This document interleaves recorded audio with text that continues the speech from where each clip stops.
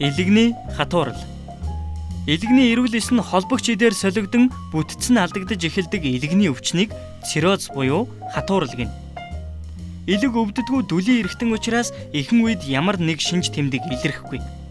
Харин өвчин хүндрэн даамжрахын хэрээр сулдиж ядрах, нойрны хэм алдагдах, арьс загтнах, хоолны дуршил буурах, турах, дотор муухайрах, илэг хавьд хөндүүрлэх, арьс болон нүдний цагаан шарлах, хөвлийн дээд хэсгээрх нарийн судсууд тодрох, ой тогтоолт, анхаарал сулрах, хөвлий томрох, шээс ялгаралт удаашрах, гарын алга улаах, хаван үүсэх, үс унах, хамар буйлнаас цус гарах шинж тэмдгүүд гарна. Илэгний хатуурлаас урьдчилан сэргийлэхийн тулд шаардлагагүй шивээс болон гоо сайхны ажилбараас татгалзах, сахлын хутаг, шүдний сойзыг өөр хоорондоо солихгүй байх, арьс салстаа гэмтээхгүй байхыг ирмэлцэх нь чухал юм. Мөн илгийг гэмтээдэг тетрациклин зэрэг эмээс татгалзан Б вирусын эсрэг вакцинд хамрагдах хэрэгтэй. Түүнчлэн хувийн ариун цэврийг сахих, архи тамхины хэрэглээг багасгах нь урьдчилан сэргийлэх чухал ач холбогдолтой юм.